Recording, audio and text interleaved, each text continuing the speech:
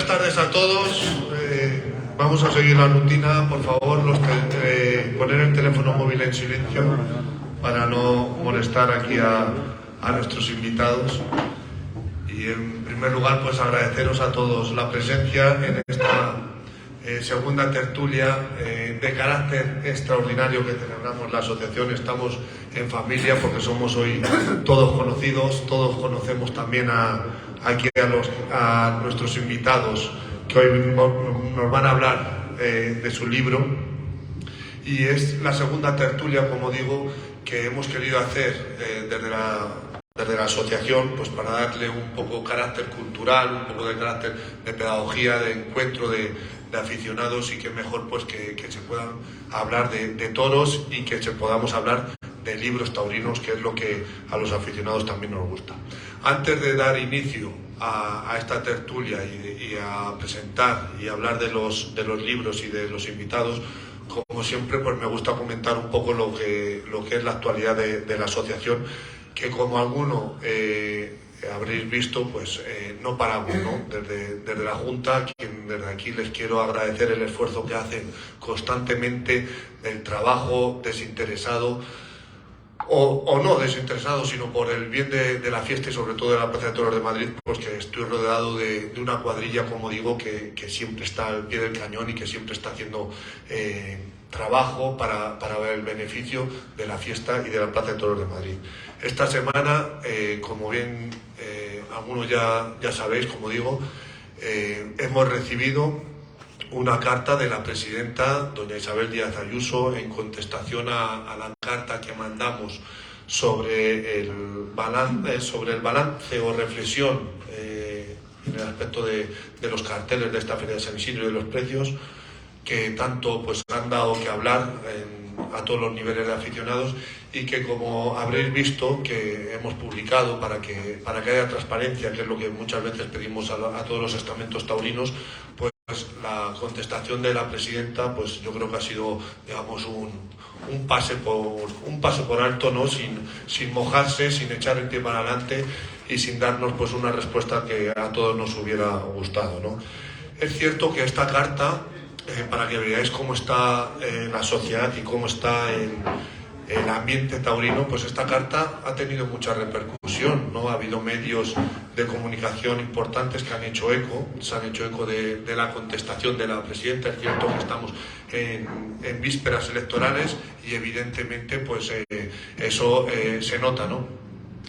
Y me da pena porque también hemos presentado una carta que yo creo que es todavía incluso más importante, que es una carta que hemos elaborado, yo creo que muy bien argumentada, sobre lo que vemos que es un fraude que todavía no se ataja, que es el afeitado en las corridas de toros, y sobre todo pues la manipulación que muchas veces creemos con el enfundado de las fundas. Esta carta la hemos mandado a diferentes estamentos, como al Colegio de Veterinarios, a las diferentes asociaciones o agrupaciones de ganaderías de toros de lidia, a la Jefatura Superior de Policía para que lo tengan en cuenta los presidentes, a la Comunidad de Madrid, a la empresa, a todo el mundo, ¿no? Y por desgracia, pues esta carta ha sido muy bien recibida a nivel de aficionados, pero a nivel de estamentos públicos o de estos estamentos que de verdad son los que tendrían que tomar cartas en el asunto, pues nos ha decepcionado un poco que la prensa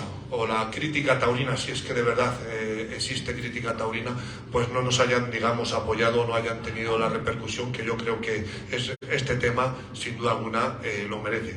Pero nosotros, y públicamente lo voy a decir, desde la asociación no vamos a cesar en luchar contra este fraude, en pedir la integridad y la transparencia en este espectáculo que sin duda alguna hay que cuidar al principal protagonista, que no es otro que es el toro. Otra de las actualidades de la asociación, que lo quiero decir aquí a todos los socios, los que estén aquí presentes y los que nos estáis siguiendo a través de las redes sociales, es que vamos a organizar una visita al campo. Vamos a visitar la ganadería de Brazuelas, y que todo aquel que se quiera apuntar, pues que nos lo diga a mí o a cualquier miembro de la Junta Directiva para organizar el viaje.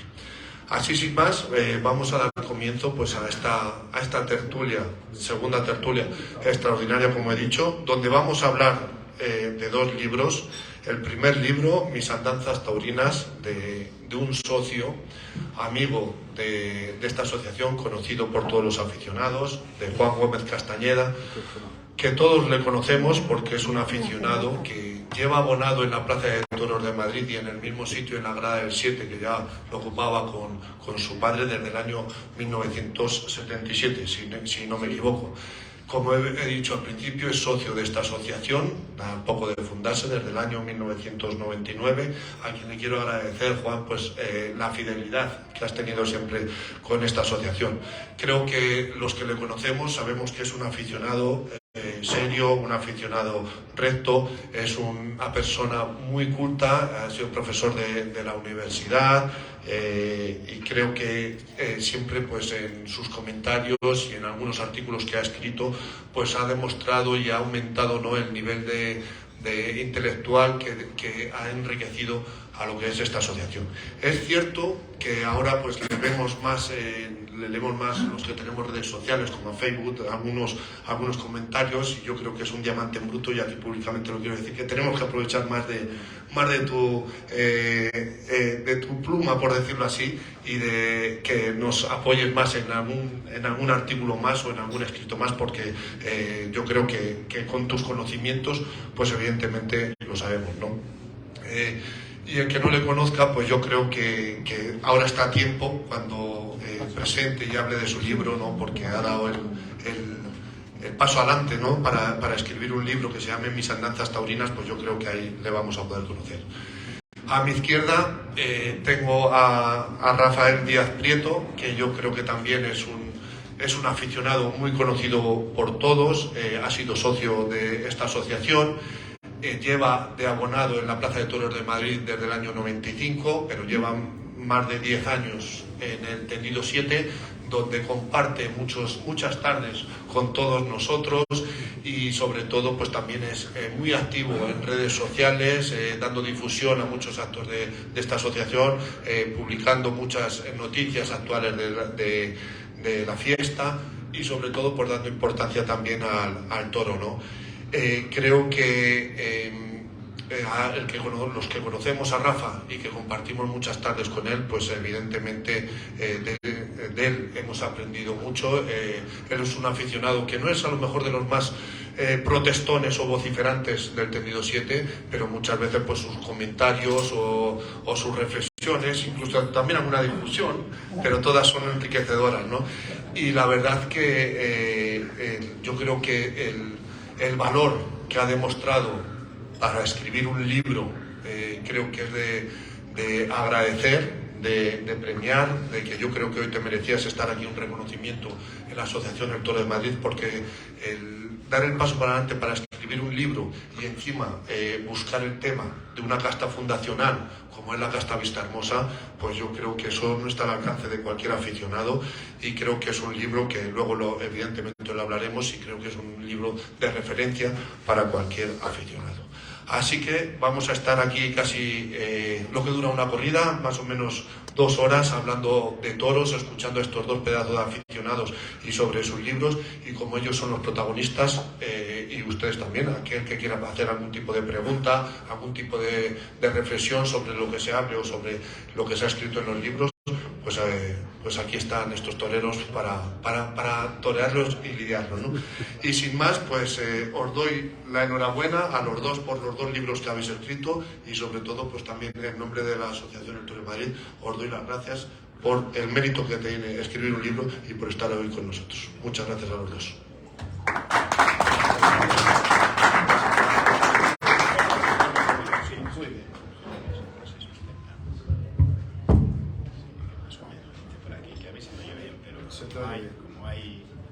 Bueno, muchas gracias, buenas tardes a todos, y sobre todo mi agradecimiento a Roberto y a la directiva de la asociación por invitarme a presentar esta publicación,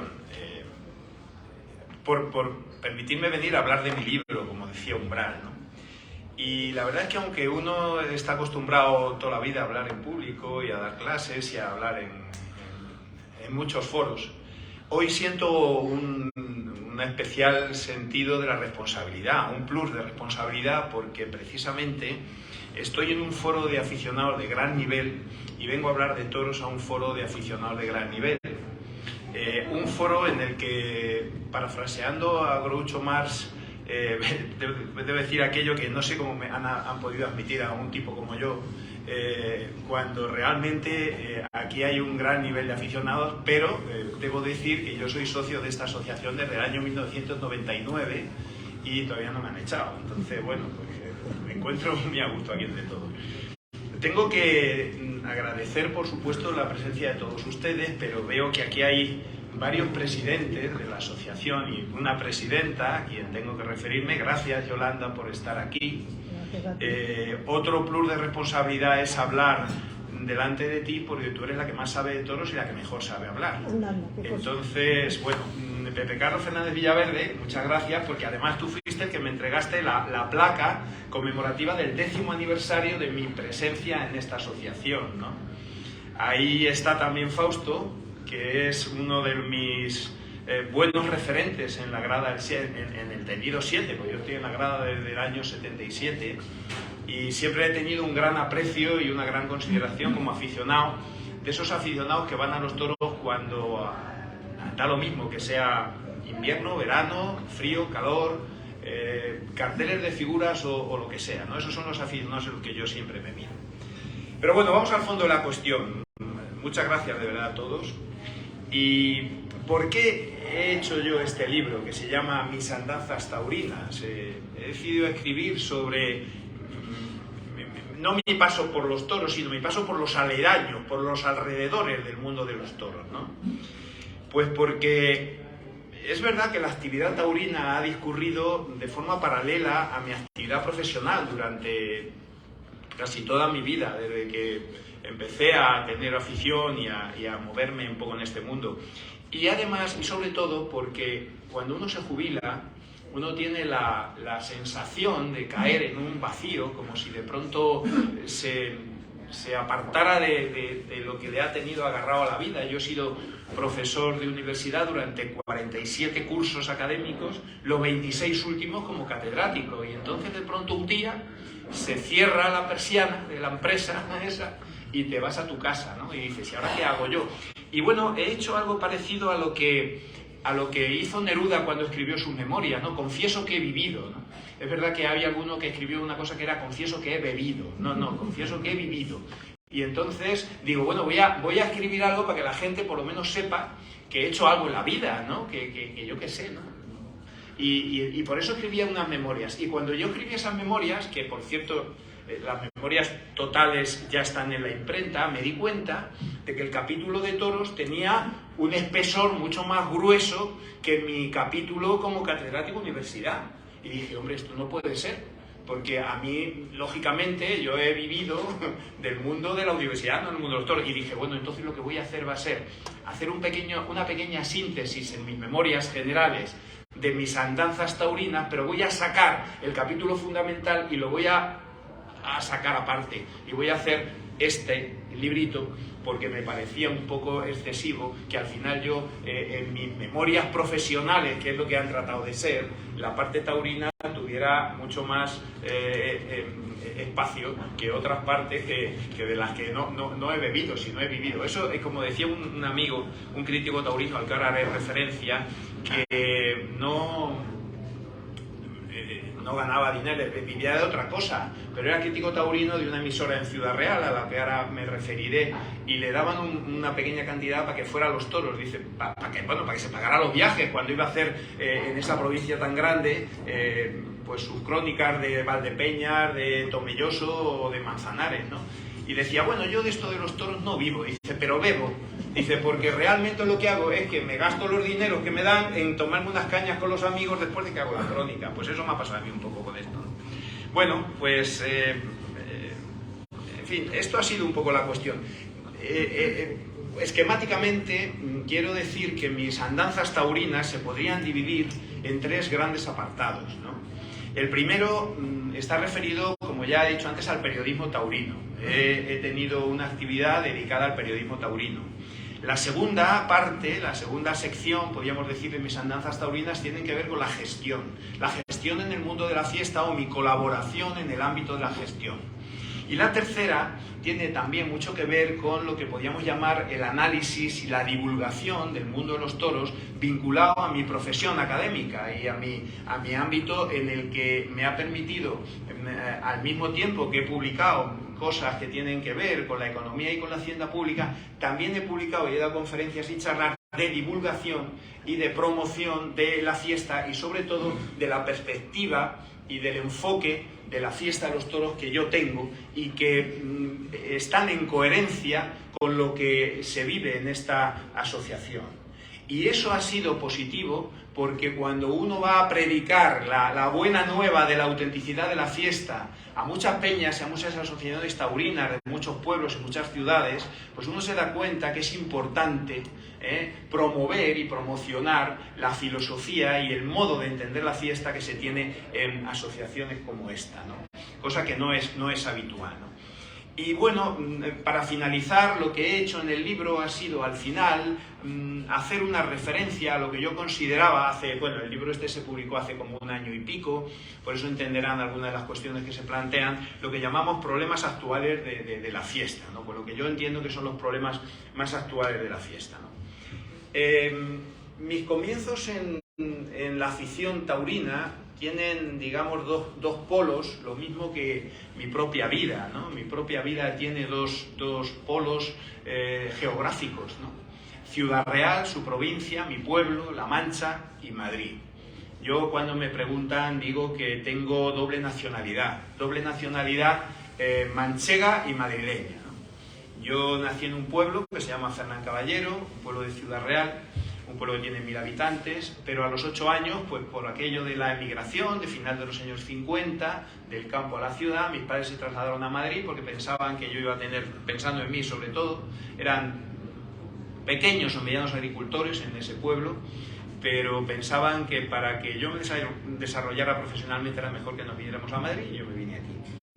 Pero ya mis raíces taurinas empezaron en ese pueblo por 2 razones. Primero, porque allí está asentada una ganadería que tiene 2 ramas, de una ganadería que se llama Víctor y Marín, y tiene las 2 familias. Había dos fincas con toros.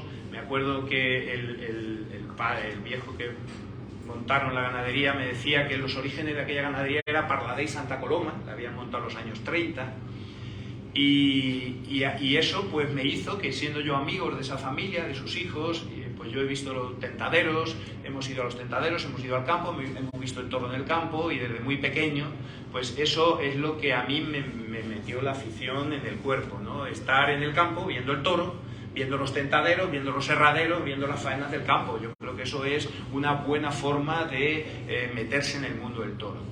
Luego, además, para más Inri, mi pueblo, por esa afición taurina general, tiene sus encierros, hay encierros callejeros, y de joven, pues a mí me gustaba estar por el suelo, aunque yo para los toros soy de más de tendido y de distancia, pero bueno, vivía los encierros, ¿no? Como bien sabe Yolanda, que además le pillaba mitad del encierro en su casa, ¿no?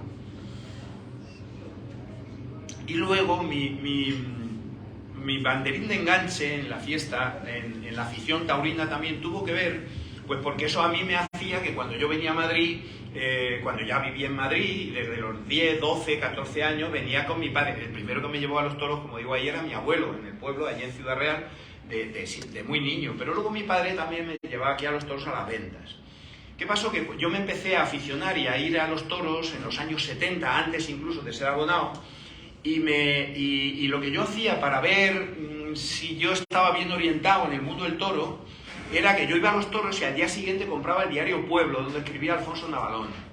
Y ese recuadro que hacía Alfonso Navalón, más allá de la crónica, que escribía muy bien y que era muy interesante para mí, ahí estaba en esa crónica donde contaba uno por uno el comportamiento de los toros, uno a uno, y hablaba un bravo con detalles de manso, un manso con detalles de bravo, y todo aquello a mí me hacía cavilar, y yo decía, a ver, ¿qué es eso de un manso con detalles de bravo, un bravo tal?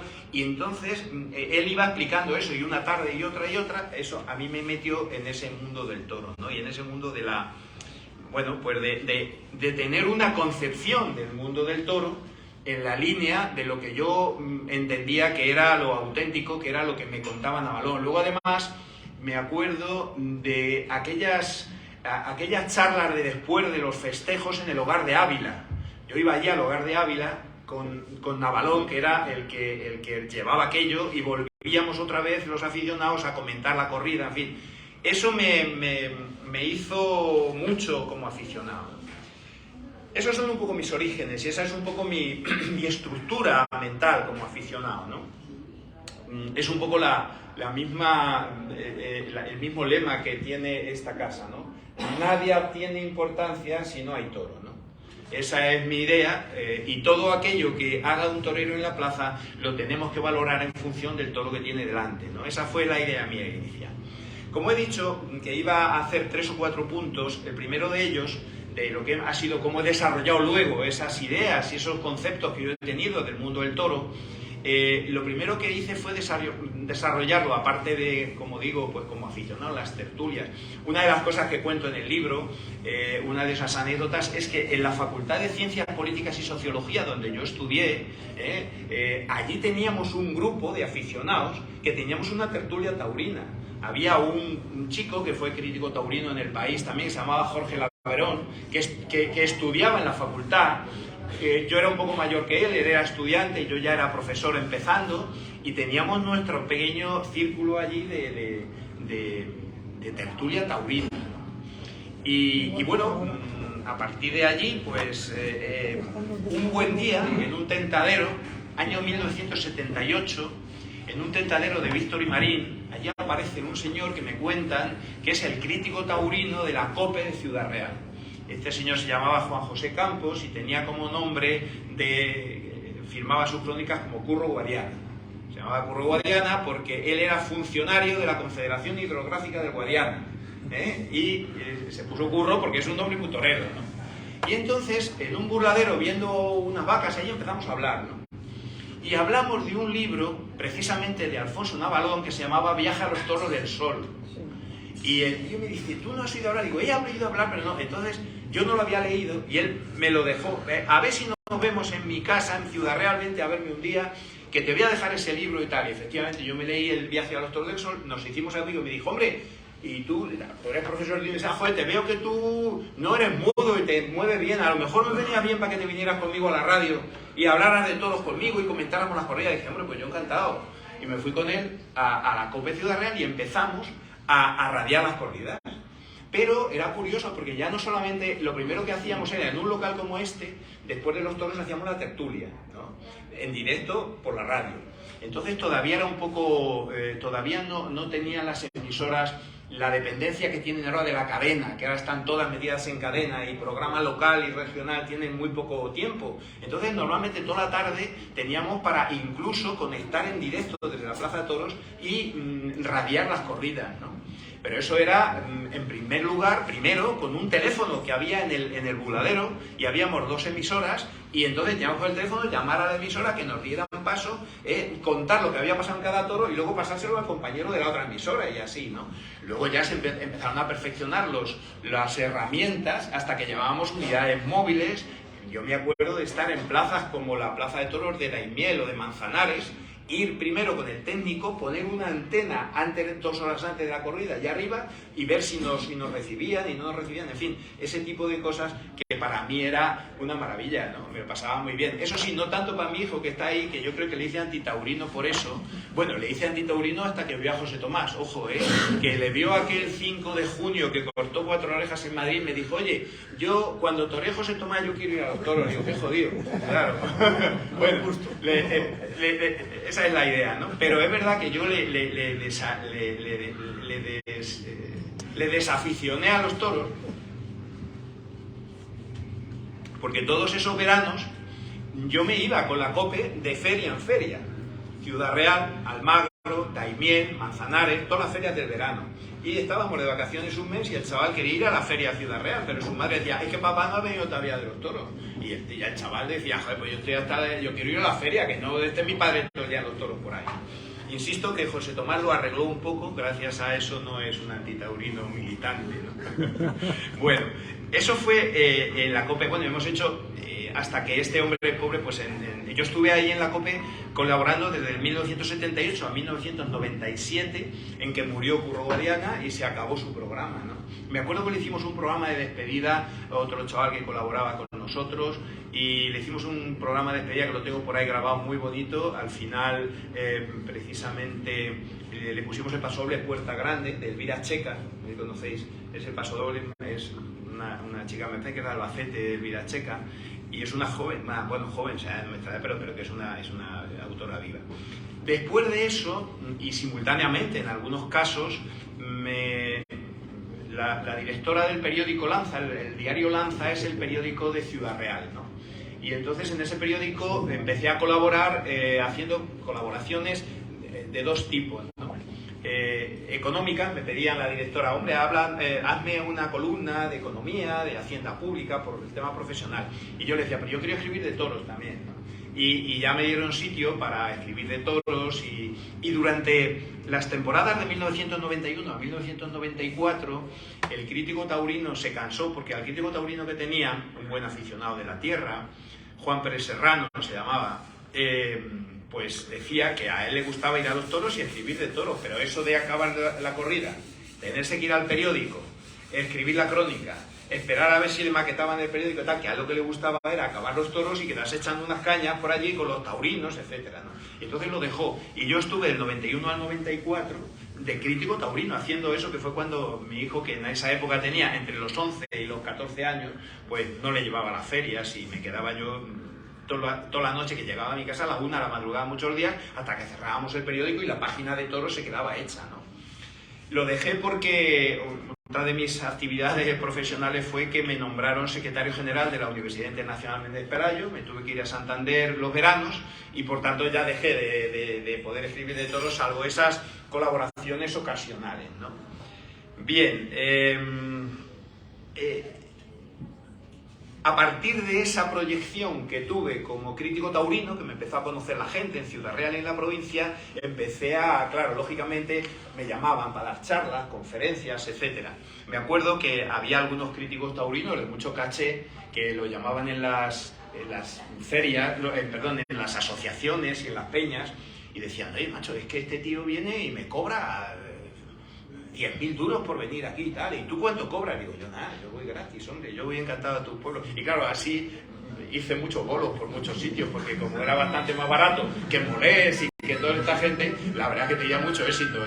Yo vendía mucho por eso, porque yo iba gratis, incluso me pagaba el viaje, ¿no? Me daba pena porque eran gente humilde, de muchas asociaciones, de peñas, y por eso hice muchísimas de las cosas que contaré ahora. El segundo punto de mi actividad taurina ha sido lo de la gestión. Le llamo gestión al ámbito de la fiesta, en el hecho en que yo fui miembro del Consejo de Administración del Centro de Asuntos Taurinos de la Comunidad de Madrid entre 1988 y 1997. Estuve 10 temporadas completas, ¿no? Fui vocal del Consejo. Bueno, no tengo que deciros lo que es, yo eso lo he explicado algunas veces a la gente que no lo sabe, pero sabéis que es el órgano de gestión de la Comunidad de Madrid para cuestiones taurinas, quien lleva el control de la gestión de las ventas, etc. Yo tuve esos años. En esos años hay una cuestión importante que tengo que decir, porque claro, yo luego lo que he estado viendo, yo soy muy crítico con el papel que tiene ahora mismo el Consejo Taurino. Yo creo que solo sirven para estar en el burladero, nada más, y para dejarse ver. En mi época era distinto por 2 o 3 razones. La primera de ellas es porque había un pliego de condiciones que se llamaba de gestión interesada. El pliego de gestión interesada suponía que la Comunidad de Madrid tenía voz y voto a la hora de determinar la programación de la temporada. Nosotros podíamos, desde el Consejo Taurino, proponer algunas de las ganaderías que queríamos que no faltaran aquí, algunos toreros que se quedaban fuera, todo ese tipo de cosas. El pliego lo permitía. Y no solo eso, sino que el pliego permitía también ir a resultados. Es decir, que la comunidad podía llevarse beneficios en función de lo que realmente resultara la temporada, con lo cual, en una palabra, lo que quiero decir es que en aquella época el pliego de condiciones permitía que los miembros del Consejo tuviéramos mucha más actividad, más presencia y tuviéramos algo más que decir que lo que yo veo que se hace ahora, ¿no? Luego, además, en aquella época había 4 grupos, evidentemente, como todo el mundo sabe, ahí estábamos por grupos políticos. Yo estaba nombrado por Izquierda Unida en aquella época.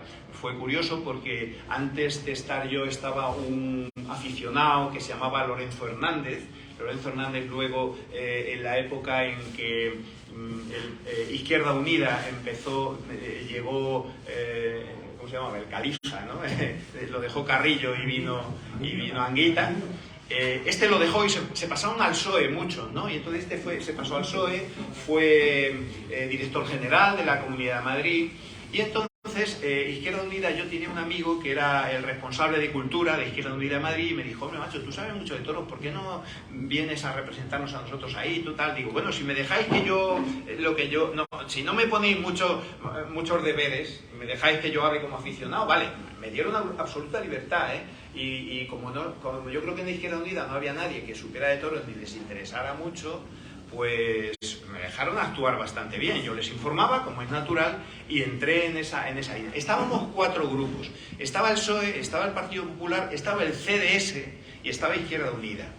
Y la composición del Consejo era muy divertida, porque si era 12 miembros, el partido de gobierno, bien fuera el PSOE o bien fuera el PP, nombraba 9. Y los otros nombraban 1 cada uno, ¿no? O 2 el PP, que era el mayoritario, pero no, yo creo que éramos 1 cada uno. Y entonces, cuando hubo que hacer el pliego de condiciones, precisamente después de Chopera, yo entré cuando todavía estuve 2 años, que estaba Chopera de empresario, y luego todos los lozanos, prácticamente, pues, hasta que, bueno, 8 años de los lozanos, ¿no? Y entonces se nos ocurrió a los representantes, gobernaba entonces, sabéis que hasta el año, yo estoy hablando del 88, me parece que hasta el 95 estuvo gobernando el PSOE en la Comunidad de Madrid, y gobernaba el PSOE. Y el PSOE es curioso también, os acordaréis, los viejos aficionados, que a Joaquín Leguina no le gustaban nada los toros y sobre todo no le gustaba nada que desde los periódicos de la derecha, supongo, le criticaran por razones taurinas. Y entonces nombró gerente del Centro de Asuntos Taurinos, director, a Juan Antonio Gómez Angulo, que era un tío del PP. Y dijo: mira, tú encárgate de esto, dice, para que yo no tenga problemas con los toros. Claro, con lo cual gobernaba el PSOE, pero quien gobernaba los toros realmente era el PP. Y entonces el representante del PP, que era muy independiente para eso, el CDS y yo, hicimos un pliego alternativo. O sea, nosotros nos ocupamos de estudiarnos aquello y hacer un pliego alternativo. Y cuando se llevó a votación allí, a ver el pliego, porque claro, ya hicieron el pliego que le convenía a la empresa que venía. Esas cosas se pactaban antes. Nosotros hicimos un pliego mirando mucho al aficionado, claro, no nos hicieron ni puñetero caso al pliego aquel. Pero quiero decir que teníamos iniciativa, teníamos actividad, teníamos afición y nos lo currábamos aquello, ¿no? Bueno, esa fue mi etapa, fueron 10 temporadas. Las recuerdo con verdadero cariño y bueno, pues eso fue lo que pasó. Luego ya, cuando ganó el PP y sobre todo con Esperanza Aguirre, ya hizo un pliego mucho menos intervencionista. Dijo: bueno, mira, yo quiero una cantidad, un canon, y vosotros haced con la plaza lo que queráis, ¿no? Nosotros incluso en nuestra época, el Consejo de Asuntos Taurinos organizaba la corrida de la Beneficencia y la del 2 de mayo. Yo he ido a ver los toros de Hernández Pla que íbamos a comprar para la corrida del 2 de mayo de aquel año, ¿no? En fin, ese tipo de cosas, ¿no? Por eso le llamo mi etapa de gestión, ¿no? Que estuve, pero participando activamente, no dejándome ver en el burladero, porque muchas veces el burladero se lo regalaba a muchos amigos y yo me iba a la grada al 7, porque lo malo que tenía en el burladero es que no podía hablar, no podía decir nada. Y entonces cuando había días que estaban, sobre todo cuando venían las figuras, yo me iba al 7, para arriba. Y me lo pasaba mejor, claro, no tenía que estar callado. Y luego, la tercera cosa que he dicho es el tema de análisis y divulgación de la tauromaquia. Hombre, precisamente por mis actividades profesionales, pues claro, yo tenía cierta facilidad para poder publicar cosas, para dar conferencias, e incluso para dirigir cursos de tauromaquia en el ámbito universitario, ¿no? Entonces, pues claro, por mi profesión pues he publicado varias cosas de tauromaquia. El primer libro que publiqué fue en el año 96, me lo publicó la Diputación de Ciudad Real. Se llamó Tauromaquia y Sociedad, escritos desde el tendido, y bueno, es una compilación de muchos de los artículos que yo había escrito, o bien dando conferencias, o bien en el ámbito del periódico donde yo escribía, o de la emisora, en fin. Ese fue el primero. Y el segundo se llamó Tauromaquia y siglo XX, política y gestión de la fiesta, editado en el año 2001 en Santander, donde yo hablaba sobre todo de cuál había sido un balance general de la fiesta de los toros durante el siglo XX, porque fue en el año de entre siglos, ¿no? Y por otro lado, pues también una conferencia que di en Málaga, que me invitaron pues un aficionado que tuvo mucho tiempo en este mundo de los toros, que conoceréis, se llamaba Pepe Serrano Carvajal, era profesor de Derecho del Trabajo en la Complutense, y era amigo, y me invitó, y entonces hablé sobre mi experiencia en la gestión de las ventas. Por eso se llama política y gestión de la fiesta, ¿no? Por supuesto que, como digo en el libro, he hecho muchos capítulos de libros colectivos, y muchos artículos, ¿no? Podría citar dos o tres que para mí tienen más interés. Uno de ellos en la revista de la Universidad Nacional de Educación a Distancia, por esa relación. Ahí publiqué un artículo que me pidió el director de la revista, que se llamaba La política y los toros, precisamente vinculando un poco cómo había ido evolucionando y qué relación ha tenido siempre la política con los toros, que precisamente ahora yo creo que hay, y en eso soy muy crítico, aunque como ya he dicho yo fui representante de Izquierda Unida en el Consejo de Asuntos Taurinos, yo creo que la izquierda está muy equivocada por dejarse llevar por el antitaurinismo. Como muy bien también ha escrito Yolanda, en el ámbito histórico nos encontramos con que los toros tienen mucho que ver con la cultura y con el fondo del ser español, independientemente de las ideologías. Y ha habido mucha gente de izquierdas que ha sido taurina y que ha apoyado a los toros, y que realmente... Pues eso es una de las cosas que digo ahí. En el año 2005 publiqué también en la revista del Instituto de Estudios Económicos un artículo sobre la ganadería de lidia y su importancia económica en la tauromaquia actual, ¿no? Y bueno, dejadme que cite uno más, porque para mí tiene una especial significación, y es uno que escribí en el diario El País, el 14 de mayo de 1996, se llamaba Tauroficción, la fiesta del siglo XXI, pero porque fue por invitación de Joaquín Vidal. Yo tuve la ocasión también de conocer a Joaquín Vidal, vino a los toros a Ciudad Real, estuvimos juntos alguna vez viendo toros, y un año, como él solía dar espacio a aficionados cuando llegaba a San Isidro, la víspera de San Isidro me invitó a que escribiera un artículo, y yo estoy muy orgulloso por haber sido amigo suyo y por esto, ¿no? En el mundo de la universidad, otra de las cosas en cuanto a divulgación de la fiesta, en el mundo de la universidad he participado en algunos cursos que para mí han sido muy interesantes, en la medida en que he podido situar, no ha sido fácil a veces, el mundo de la tauromaquia en cursos universitarios, ¿no? Uno de ellos, no sé si fue en el año 96 o 90 y tantos, los 2000 ya, no me acuerdo el año, pues no lo tengo aquí, se llamó 2 horas después de las 5 en punto de la tarde. Fue un curso de verano en el Escorial, donde lo que yo traté es de poner de manifiesto, invitando a un grupo de especialistas, las distintas facetas que en el mundo de la cultura estaba vinculada con el mundo de los toros. La historia, Yolanda dio una gran conferencia allí, porque claro, naturalmente la invité, la historia, las bellas artes. De las bellas artes habló Luis Francisco Pla, la economía y los toros, el periodismo y los toros. La verdad es que salió, me parece que un magnífico curso, no por mí, sino por la gente que vino allí, ¿no?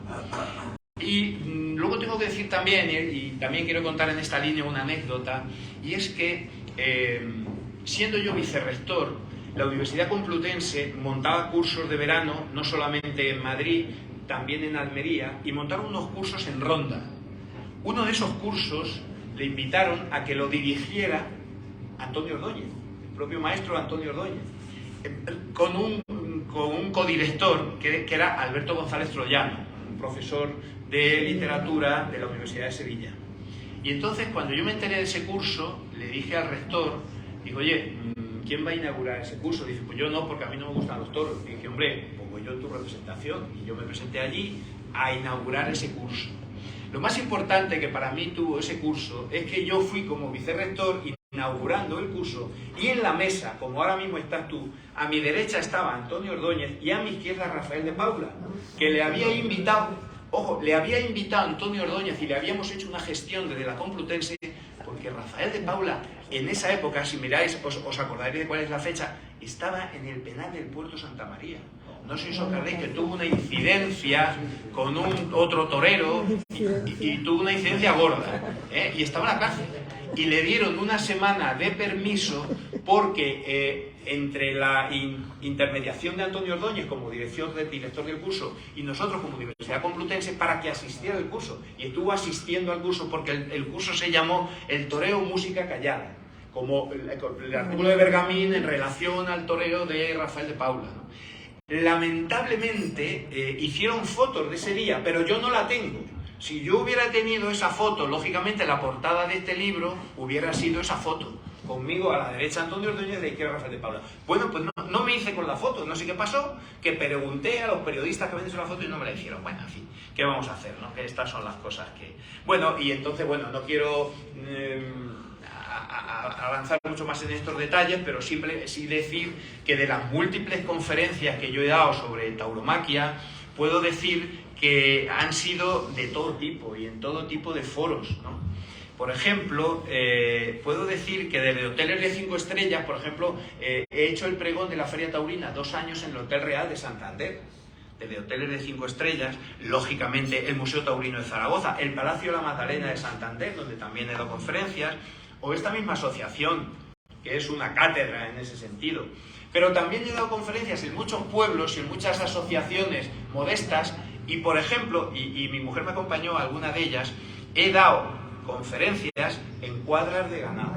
Cuadras de ganado debidamente pintadas y adecentadas como salón, pero recuerdo 2. Una de ellas con el suelo empedrado, los pesebres aquí y una mesa, y allí la gente con unas sillas sentada en un pueblo de la provincia de Valladolid que se llama La Pedraja del Portillo. Mucha afición taurina, pero en una cuadra. Lo mismo que vi en otra cuadra o en un granero, algo parecido, en Cabezarrubias del Puerto, el pueblo de Sánchez Puerto, con motivo del 25 aniversario de su alternativa, que me parece que fue una corrida de Román Sorando en Vistalegre, y creo que de padrino estuvo Esplá. Y el otro no sé si Antonio José Galán, por ahí fue el cartel.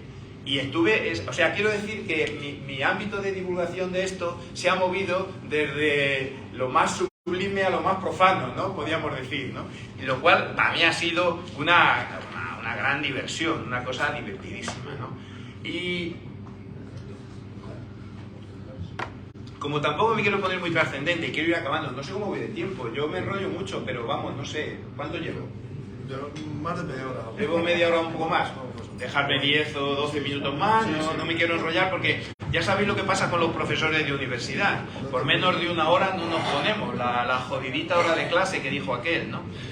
Dijo, ¿qué tal? Porque era un hijo que se quería, ahora que voy a entrar en las anécdotas, le dice un hijo a su padre que se quiere dedicar a profesor de la universidad. Y el padre tiene un amigo catedrático. Y le dice, oye, ¿qué te parece a ti que esto de mi hijo, que quiere ser profesor de universidad, esto cómo lo ves? Dice, pues mira, eso no está nada mal, está bastante bien, si no fuera por la jodidita hora de clase. Coño, pues si no fuera por eso, todo lo demás... Bueno, como es natural, este mundo a mí me ha producido muchas satisfacciones, la verdad, ¿no? Y me ha hecho, pues, tener un complemento en la vida que yo creo que hace que uno no esté siempre metido en el tema de la profesión, la economía, la hacienda pública. Mi materia es la hacienda pública, imaginaros esa... Y además a la economía siempre se la ha llamado la ciencia oscura, es decir, es una cosa que, en fin, ¿no? Os voy a contar 4 o 5 cosas que a mí me han divertido. El 23 de abril de 1982 a mí me invitan, por mediación del catedrático, que era mi jefe, que tenía una relación con una asociación de lo que era la democracia cristiana en España, al principio, del grupo del Ya, el grupo Tácito, toda esta gente, a dar una conferencia en Sevilla a la Asociación esta de Agricultores y Ganaderos sobre el IVA. ¿Qué iba a ser eso del IVA y de los impuestos en España cuando entráramos en la Comunidad Económica Europea? Entonces, estoy hablando del año 82, España entra en el 86, los impuestos se hacen en el 85, el IVA. Entonces me mandan allí, yo doy una conferencia allí, todavía era joven, tenía unos 30 años o así, y al acabar la conferencia el presidente de la Asociación Humanismo y Democracia, que se llamaba, me dice, oye, te voy a presentar aquí al presidente y a unos cuantos socios y tal. Y me presentan a un señor allí y tal, hola, que mucho enhorabuena, ya saben los sevillanos, lo amables que son cuando uno vaya a una conferencia y tal. ¿Cómo? Este señor era don Enrique Valdenebro.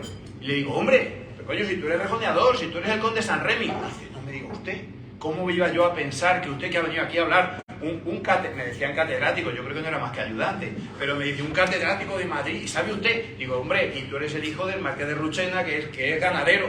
Pero hombre, pero tal, al día siguiente había una corrida de toros que yo ni se me había ocurrido pensar que iba a tener entradas. Manolo Vázquez, Antoñete y Curro Romero.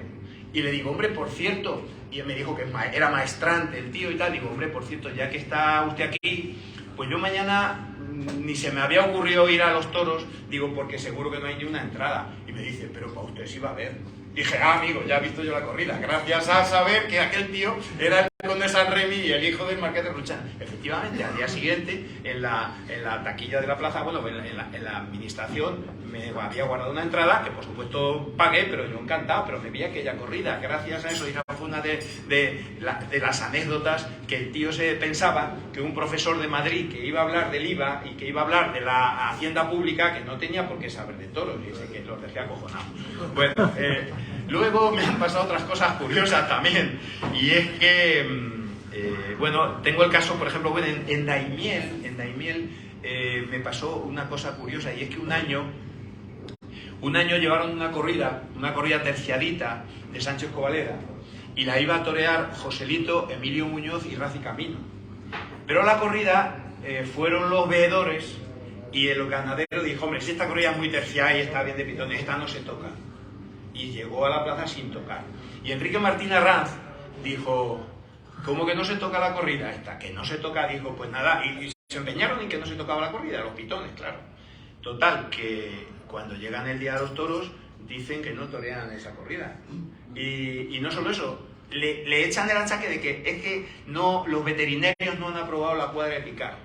Y entonces se suspende la corrida. Había sucedido que ese año había cambiado el ayuntamiento y después de muchos años de gobernar el Partido Popular, gobernó el PSOE ese año. Y el primer año que gobierna el PSOE le suspenden la corrida. Claro, se formó una allí. Fui yo era crítico taurino del diario Lanza. Fui, vi la corrida, me pasó el concejal, mira la corrida, claro, era una corrida terciadita por una plaza de tercera, pero que tenía los pitones que no estaban así, ni mucho menos. Y había dicho don Enrique Martínez Arranz que nada. Poco después, y aquí lo cuento también, en el mes de octubre, claro, el alcalde con aquello, porque la corrida se suspendió y no se dio, los toros se los llevaron para allá y los tíos ni se... Para darnos cuenta de con qué intención iban, en Daimiel hay hoteles, pero estos se quedaron en el Parador de Almagro. Ninguno de los toreros llegó a Daimiel a alojarse, porque veían que ya la iban a liar, ¿no? Ese día, en el teatro, que hay un teatro ahí de 400 personas, se llenó y montamos montaron el alcalde y me llamaron a mí para que coordinara como moderador de todas las intervenciones. Pues allí vino Vitorino, Molés, Antonio Borregón, que era el presidente de los veterinarios de España, bueno, todo apoyando a la afición, se llamaba a la afición de Daimiel. En mitad de todo aquello, que era una crítica a Enrique Martín Arranz a los toreros, se me presenta Martín Arranz, macho, allí. Cuando la gente lo ve, montan una bronca, casi lo quieren liquidar. Menos mal que como yo tenía el micrófono en la mano y tenía una poca de experiencia de las asambleas de la Facultad de Políticas, de donde ya sabéis que salió Podemos, dije, un momento, orden la sala, tal. Este señor ha venido aquí a hablar, le vamos a dejar hablar. Luego, el que quiera que hable, total, que al tío le dejamos hablar.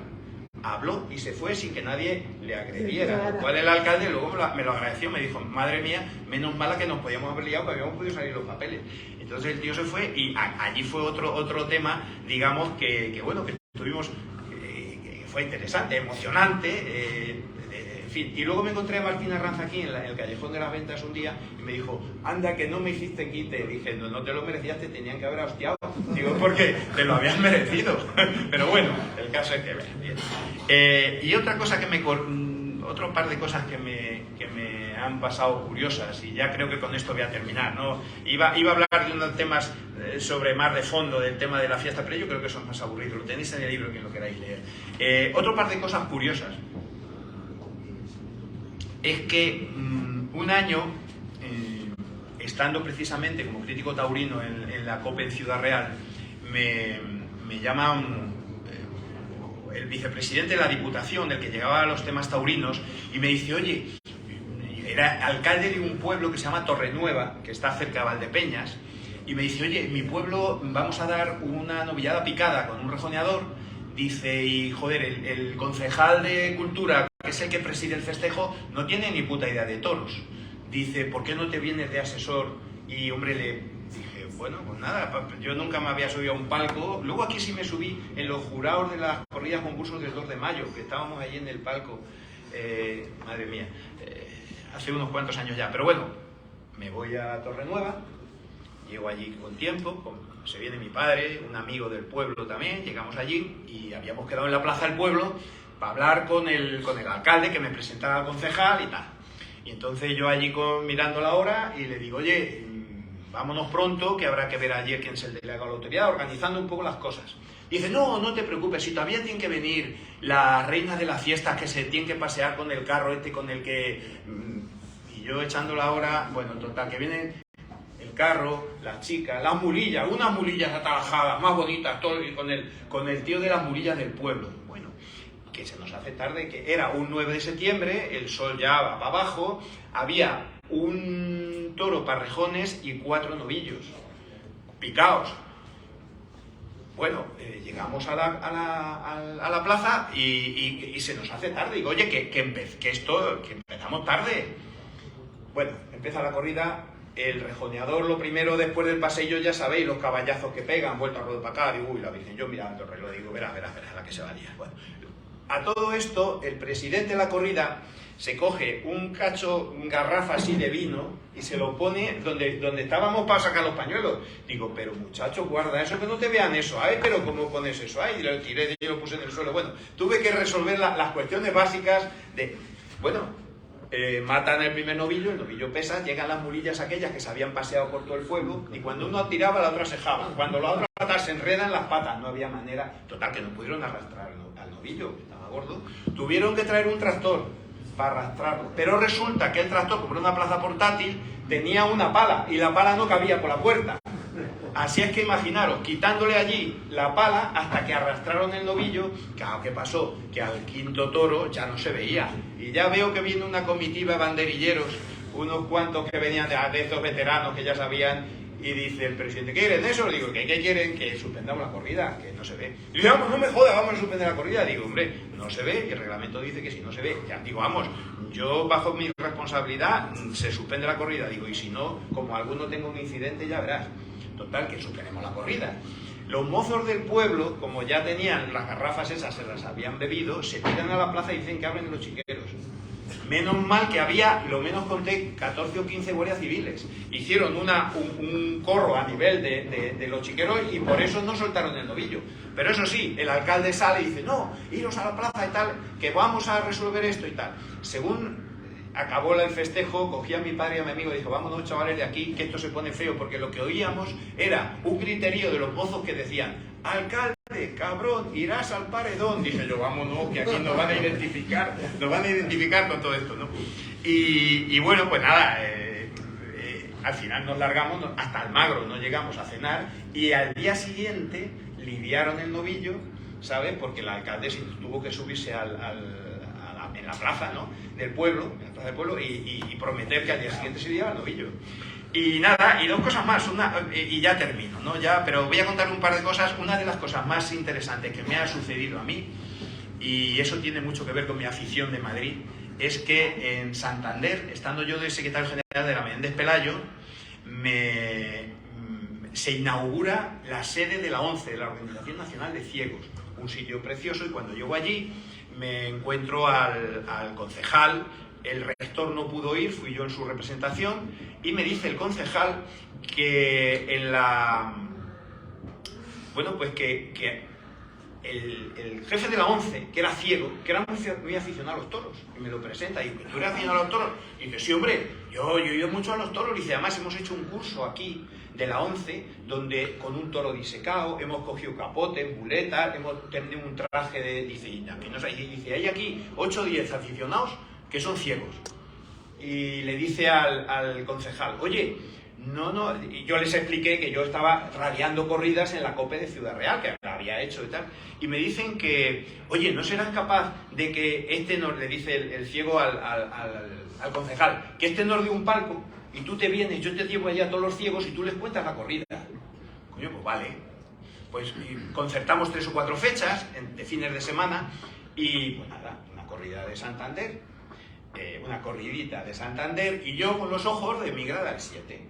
Y yo contándole a los ciegos, bueno, pues imaginaros una orejita de regalada, un toro que se caía, y yo contándole a los ciegos.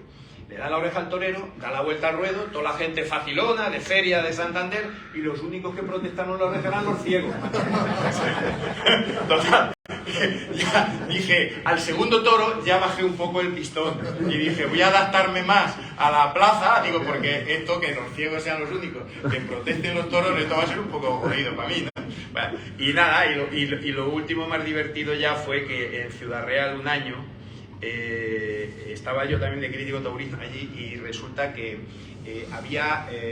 la plaza era de la Diputación, y la Diputación era del Partido Popular, y la autoridad gubernativa era de la Comunidad de Castilla-La Mancha, que era del PSOE. Entonces, los burladeros eran como siempre un cachondeo. Había un burladero de la Diputación, pero ahí se metía todo el mundo, y de pronto se pone serio la autoridad gubernativa y dice, aquí no entra nada más que quien tenga un pase, y los pases los doy yo. Entonces, los pases los da el PSOE, y al PP se los racionan, y dan, que los que tengan que estar. Cogen los tíos en la barrera de la plaza de Ciudad Real, lo que separa el callejón de la barrera, era un hormigón de por lo menos 15 centímetros. Están por la mañana, a la hora del apartado, unos albañiles allí con un martillo haciendo un agujero para que desde el tendido se pueda acceder al burladero de la Diputación y no tengan que tener el pase para pasar por la puerta que le tiene que dar la comunidad, ¿sabes? Entonces, claro, fue un cachón de aquello. Yo y la crónica que le llamé el butrón, porque aquello fue, bueno, un escándalo, pero bueno, o sea, imagínate los diputados viniendo por el pasillo de arriba, metiéndose por el agujero que habían hecho y sentándose en el... Bueno, estas son las cosas que le pasan, como me pasaba a mí, a un crítico de pueblo, ¿no? Y bueno, poco más. Hay en la parte última del libro hay una parte que le llamo problemas actuales de la fiesta. Si lo queréis, aquí hay 10 o 12 o 15 libros que he puesto a disposición de la asociación para que los distribuya como considero oportuno y lo veis. Pero me parecía más interesante contaros unas cuantas anécdotas y contaros un poco cuál había sido mi vida taurina, ¿no? Y bueno, pues en la actualidad simplemente deciros que, como nos pasa a todos, el entusiasmo lo vamos perdiendo con los años.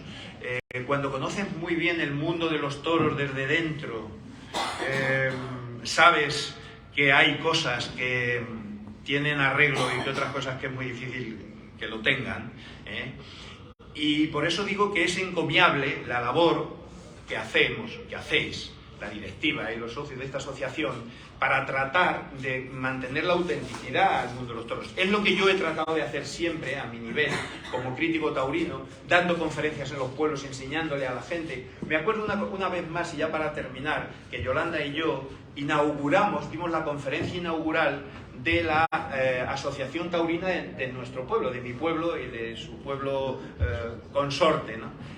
Fernán Caballero. Y lo que le explicamos los dos a los chicos, aquellos entusiastas que estaban allí, era que esto no es un sitio para ir a beber vino y a tocar el tambor, que esto es una cosa seria, que hay que tomarla en serio. Nosotros a los pocos años nos borramos de la asociación porque predicamos en el desierto, ¿no? Y yo no sé si sigue existiendo, Yolanda. Creo que sí, Que sigue existiendo, pero que se dedican a tocar el tambor. A tocar el tambor, ¿no? Y bueno, nada más. Muchas gracias por haberme escuchado. Si alguien quiere decir algo, preguntarme algo que no haya dicho, que quiera que le... Pues estoy a vuestra disposición, estaré encantado y muchas gracias por todo. Gracias.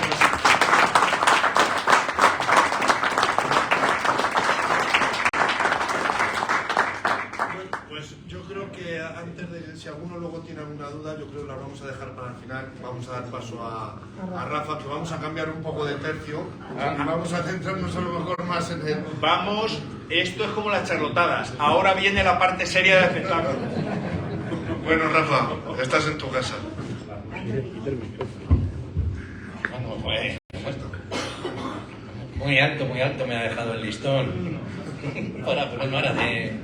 Bueno, como no puede ser de otra manera, agradecer a la asociación por haberme dado la oportunidad de presentar esta obra, a todos ustedes que están aquí y en particular al ideólogo que me convenció de que esto llegara a convertirse, como es Enrique Martín, que está ahí sentado detrás, el autor de la portada de este libro y de todos los dibujos que lleva interior. Bueno, pues aunque parezca un tópico, que lo dice más o menos, el crear este libro fue algo que hice para mí. Nunca había pensado que esto se iba a convertir en lo que al final ha llegado a ser. Esto era algo como tenía yo dentro un querer conocer historias ganaderas, que no me valía solo con lo que es la ficha que podemos tener de la Unión, los árboles. Yo tenía la inquietud de conocer algo más sobre los ganaderos, sobre cómo se llegó a expandir desde una sola rama y llegar a constituirse en las diferentes encastes. Yo les llamo denominación, porque para mí un encaste fue la alquimia de un ganadero, de unos ganaderos, pero de un ganadero particular, puesto que todo estaba mezclado. No podemos hablar de pureza en esto de las ganaderías, a mí me parece un tópico, realmente, es mi punto de vista. Entonces, yo quería saber directamente las líneas ganaderas, tener algo en un solo formato, que no tuviera que estar buscando las procedencias de tal línea, de tal ganadería, de tal sitio, tenerlo todo reunido en un solo formato. Entonces, esto llevaba años recopilando información, cogiendo vidas ganaderas, porque realmente son vidas ganaderas, y líneas en las que luego se partió esto, se abrió, se expandió esto. Entonces, bueno, la duda me surgió que cómo contaba yo esto, cómo me lo guardaba de una manera lineal. Yo llegué a tener el problema porque las ganaderías son gráficas, son abiertas y no están representadas en una faceta lineal. Sabemos todos los que vemos un árbol ganadero que tiene muchas entradas, salidas, compras, ventas. Entonces, reflejar eso en algo lineal para mí sí me supuso, dijéramos que no un hándicap, pero sí un problema a la hora de presentarlo. Entonces, bueno, en las largas conversaciones que tuve con Enrique, pues, no sabía cómo llegar a presentar esto. Era algo que yo tenía para mí o para publicarlo en el grupo de Facebook que tengo, y jamás se me había planteado cómo hacer esto, crear un libro, sobre todo sobre Vistahermosa, con lo amplio que era y de dónde procedía. Bueno, pues me encontré con historias que son verdaderamente sorprendentes, que no conocía. Algunas dan incluso hasta para una película. Porque si vemos la línea de Vistahermosa, a Pedro, al segundo, tenía el nombre, a Benito le tocó toda la parte de la guerra francesa, la ocupación, realmente dignas de contar. Pero bueno, yéndonos a lo que era en sí, lo que son las líneas ganaderas, pues a ver cómo me planteaba escribir esto de una forma lineal y comprensible, sobre todo que a la hora de intentar leerlo no tuviera primero que ver cómo se ha escrito el libro, averiguar la fórmula para tenerlo y que fuera comprensible a todo el lector, y al mismo tiempo que no fuera pesado, que no tuviera entradas, salidas, cruces, con lo cual la manera de hacerlo, se me ocurrió, es crear unos árboles guía. Digamos, todo lo que es la línea Vista Hermosa hasta llegar a Muruve, y ahí empezó a complicarse la cosa.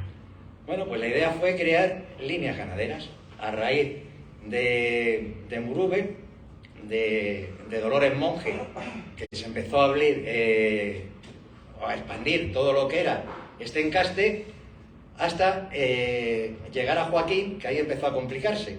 Empezó realmente a salir la línea de Ildefonso Núñez de Prado, que por cierto es la que más me costó.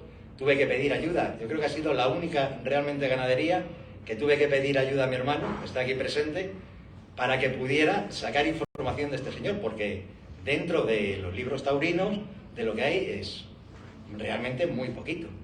Esta línea fue a dar pues con lo que es Juan Vázquez y la primera ganadería que nos encontramos de Villamarta. Esa ganadería de Villamarta, que se deshizo de ella, que fue a parar a Eduardo Olea, realmente hay muy poquita información de ello, pero realmente importante de esta línea es la que recaló en José Antonio Dalí, de la que, aparte de Villalón, el famoso ganadero poeta, derivó en la línea de Urcola, de lo que es el encaste Urcola, con Félix Urcola, lo que lleva hasta ahí. Bueno, pues la composición del libro iba lineal, iba bien, tiene unas historias un poco densas en algunos casos, porque son más bien datos, pero otras con unas historias bastante rocambolescas, por así decirlo. A partir de la línea de Joaquín Muruve, o de, mejor dicho, de Tomás Escribano, es donde empiezan a salir las líneas de Contreras, las líneas que tengo apuntado porque lo tenía hasta entonces, de Antonio Pérez, Tabernero Sanchón, el gran AP, donde empieza a salir la parte de Muruve Urquijo. Bueno, pues a la hora de hacer todo esto, a mí lo que se me ocurrió es hacer unas líneas, llegar hasta lo que era la denominación de encaste y continuar con otra, con unos árboles explicativos, no tan liosos. Muchos de los que están aquí tienen tierras taurinas o han visto los árboles, la arborescencia de Parladeo, la arborescencia de Contreras, y bien, están muy explicados, son muy amplios, pero te vuelves loco. Yo me volvía loco, es decir, sí, viene aquí, viene allí, era difícil de asimilar. Era simplificar un poco, pues, todos estos árboles, llegar a una línea y, sobre todo, contar la historia del ganadero. Toda la historia que tenía en el entorno y en la época donde sucedía realmente, qué era lo que había, el entorno social. Saber el ganadero quién realmente era, dónde había nacido, a qué se dedicaba, cómo consiguió la ganadería o qué líneas cruzó. Esto hasta aquí más o menos iba. Ahora, al llegar a Parladé o a Ibarra y las líneas, esto se empezó a complicar muchísimo. Entonces hubo ya que seleccionar más y contar, el que tenga el libro lo verá, supongo que no tiene problemas a la hora de llegarlo, quizá a lo mejor sí en las líneas, porque no quise diferenciar. Las hice, llegaba una línea y han visto que llega un momento que salto otra vez en el tiempo hacia atrás. Esto lo quise hacer para no tener que mezclar ganaderías y si fulano compró a este otro ganadero, este cruzó con aquel. No, en el mismo ganadero ya explica cuáles fueron sus compras, a quién se las hizo, en qué tiempo, qué sementales, todo Rincón y Núñez. Quizás me pasé en poner la mayoría de los sementales o con quién cruzó. O hay vidas, por ejemplo, Juan Carvajal Bernal es el gran tapado de esta historia, sobre todo a la hora de Villamarta y Rincón. Para mí, dentro del mundo taurino, dentro de toda la vorágine ganadera, es el gran tapado de Rincón y de Villamarta, porque realmente quien encastó este tipo de ganaderías fue él. Tiene una vida prácticamente de cine. Era un señor de Zalamea la Real, donde su realmente ocupación era la de trabajar a las minas, a la compañía inglesa que se había instalado en Río Tinto en aquella época.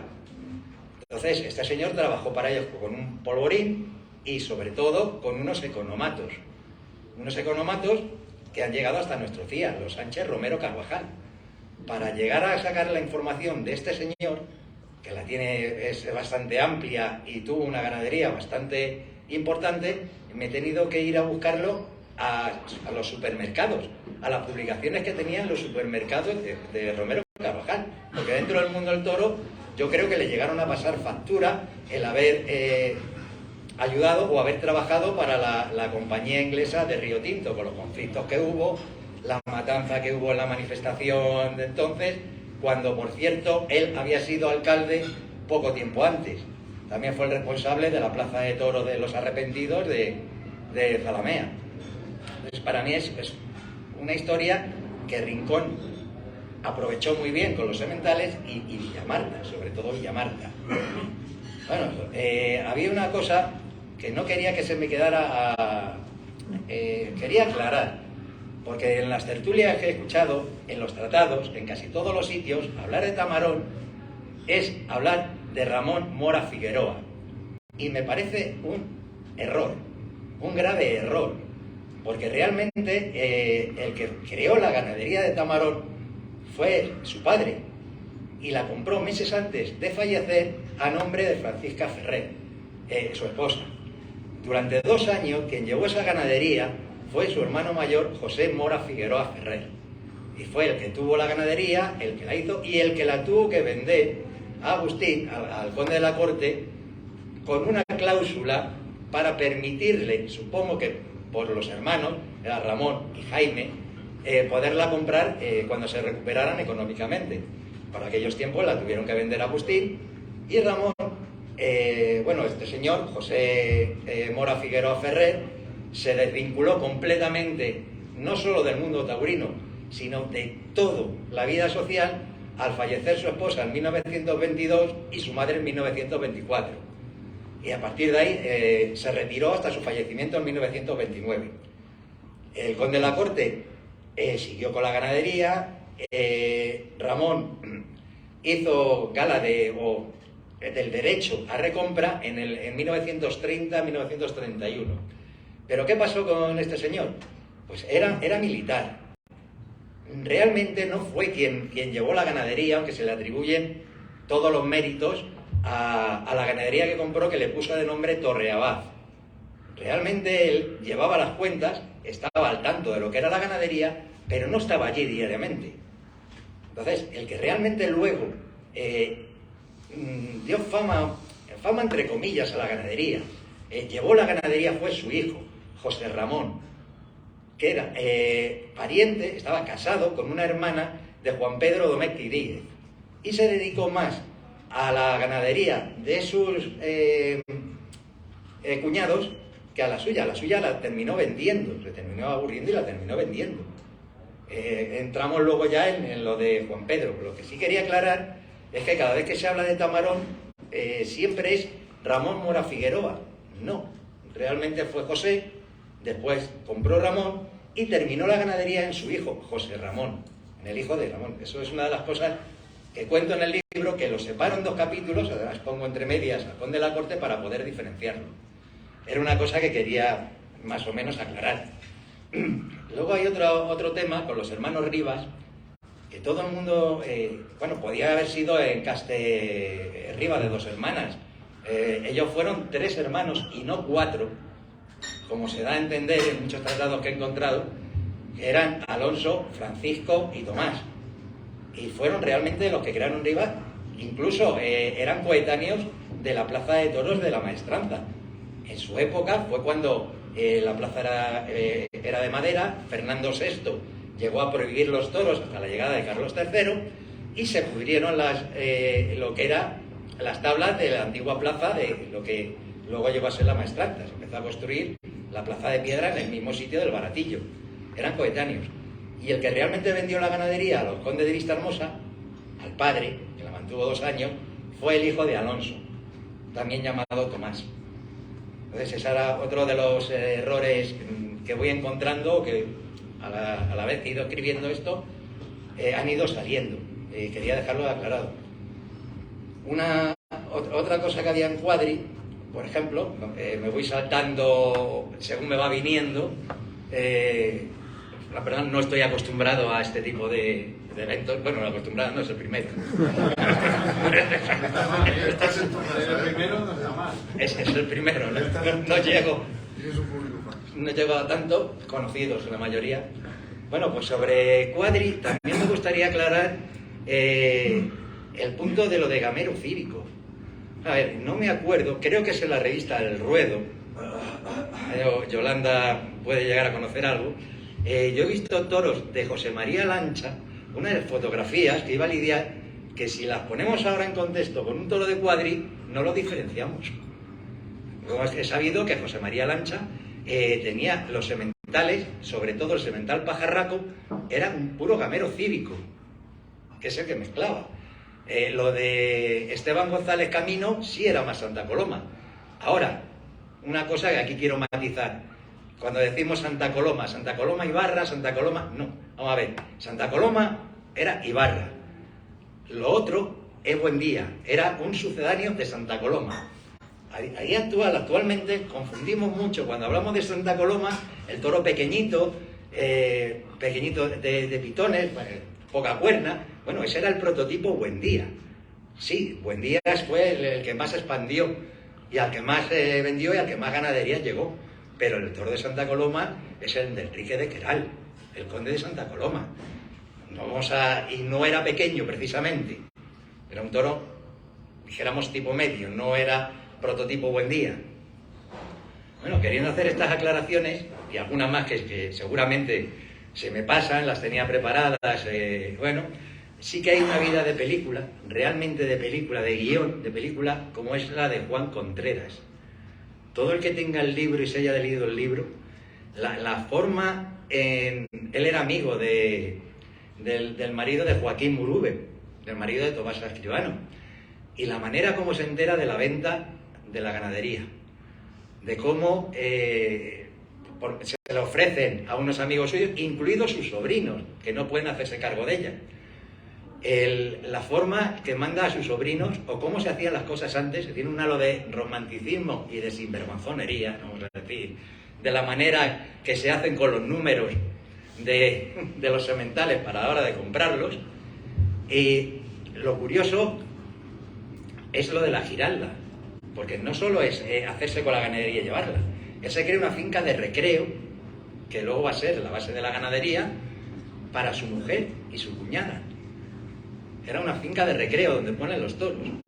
Bueno, ahí llegamos a que su mujer y su cuñada no querían saber nada del mundo de los toros, ni nada de lo taurino, hasta el punto de obligarle a tener que vender la ganadería. Curiosamente, la ganadería va a terminar, después de todo el rol y de todo lo que hay, y solo voy a contar esto para leerlo, porque no tiene desperdicio, vuelve a quedarse, los propietarios son los mismos sobrinos que fueron a por ella. Al final se quedan con ella. También quiero decir aquí que es uno de los encastes que más me ha costado llegar a dilucidar. La cantidad de hermanos, primos, con los mismos nombres, del propio entorno, y todos con ganaderías. A la hora de dilucidar, ¿quién se quedó con una cosa? ¿Quién se quedó con otra? ¿Quién mezcló?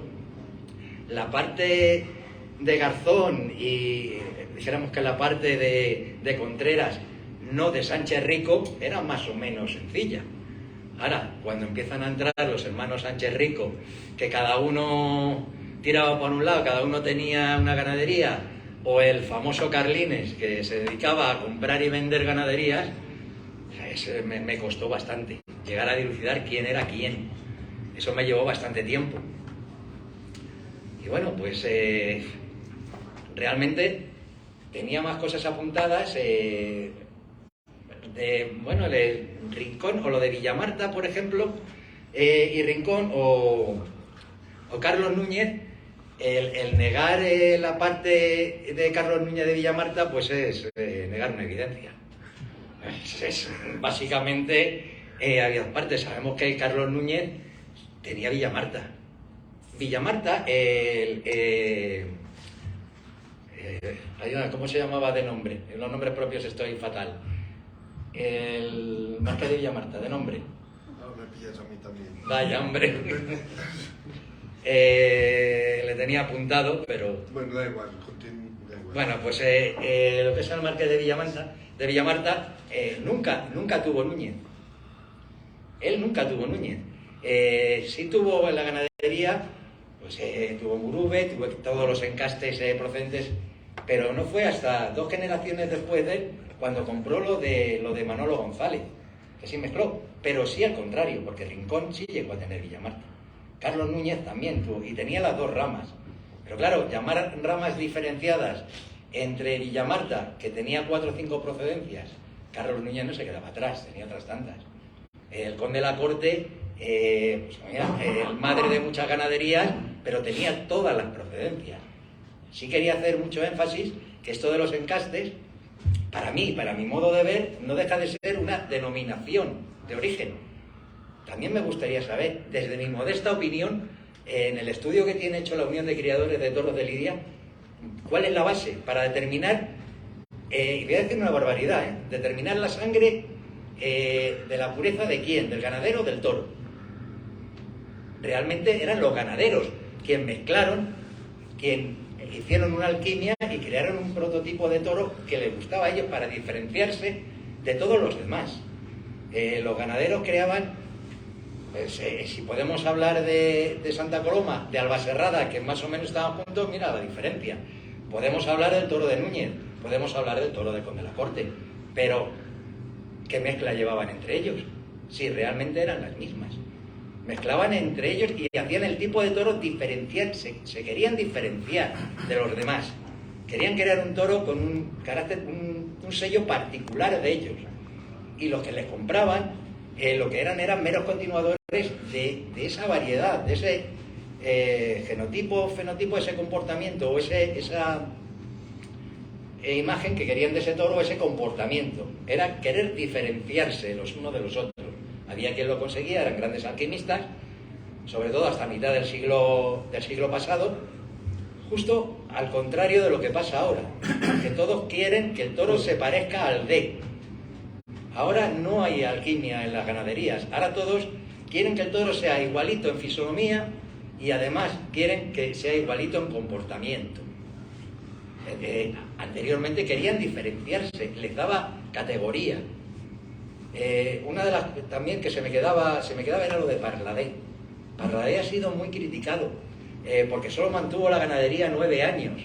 Bueno, anteriormente a esta ganadería que vendió tuvo otra. Yo creo que la vida de Fernando Parladé, para lo único que se la tomó en serio es para la ganadería y para las acróbatas. Fue para lo que más se lo tomó en serio. La ganadería tuvo una ganadería anteriormente a esta que le gustó llevarse a los amigos a Sevilla para sacar pecho y se la foguearon. Hostia, fue tanto la vergüenza que tuvo que la mandó al matadero. Directamente se la quitó del medio. Eso no lo vemos ahora. Bueno, pues Fernando Parladé, con solo 10 años que tuvo esta ganadería, resulta que es una de las más extendidas que resultó después. ¿Cuál era el baremo para decidir qué es encaste, qué no es encaste? ¿Cómo se mide? Porque en los tiempos pasados, un encaste, ¿qué era? ¿Por cambiar la morfología de un toro y que los demás te lo compraran o por expandirlo lo máximo posible? Ahí me queda. ¿Por que se vendía mucho? ¿Por qué es un encaste Atanasio? Porque vendió mucho. ¿Por qué es encaste Conde de la Corte? ¿Por qué es mucho? Es una pregunta que yo me hago, porque lo mismo que es Conde de la Corte puede ser Ibarra, que no se vendió tanto y solo tenía un par de líneas. ¿Cuadri es un encaste a día de hoy? ¿A que todos me van a decir que sí? No ha vendido tanto, es por tiempo. Ni tanto ni nada. ¿Eh? Que ni tanto ni nada. Pues sí, bueno, eso, no ha vendido nada. No ha vendido nada. Entonces, esto de las sangres y de la pureza, del encaste, que para mí es una... Yo digo, es mi modesto modo de ver. Si empezamos de Rivas Vista Hermosa adelante, todo, realmente todo está mezclado. Y todo viene de un solo tronco, que es el de Murube. A partir de ahí nos hacemos con 16 denominaciones de encaste. Bien, yo no entiendo como encaste el que una persona cambie la morfología de su toro, cambie su imagen, cambie su comportamiento y se lo pidan, que es lo que iban buscando. Digamos que los ganaderos todos van buscando el vender toros, pero ellos lo hacían por mediación de la alquimia, de cambiar la morfología del toro.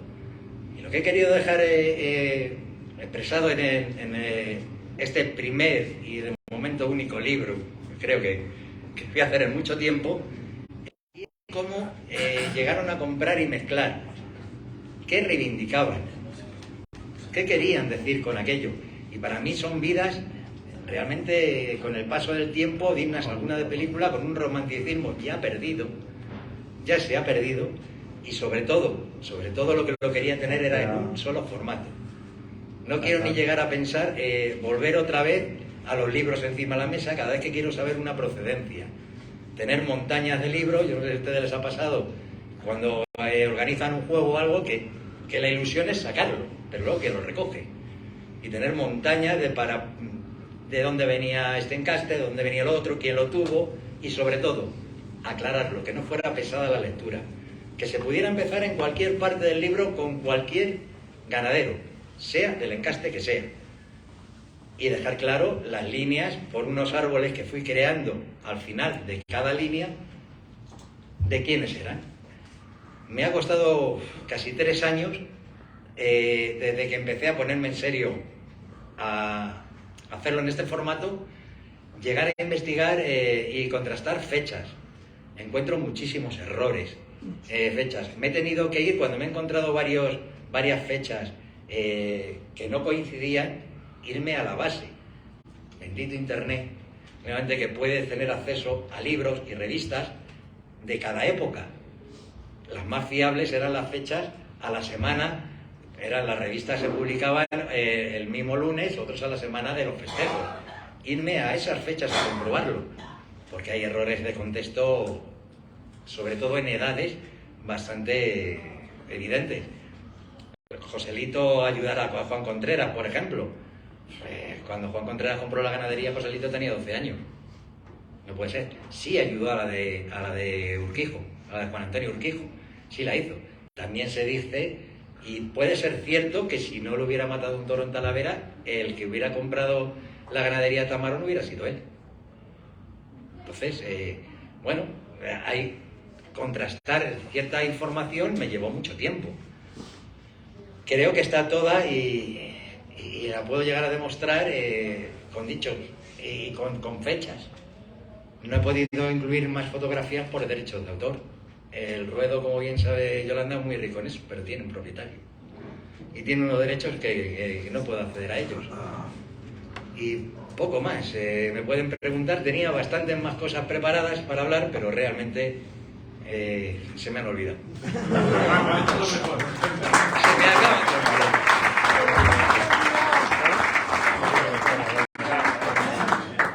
Muy bien, Rafa, porque yo creo que nos has hecho un buen resumen. No hemos dicho ni del Marqués de Villamarque, que era Álvaro Dávila.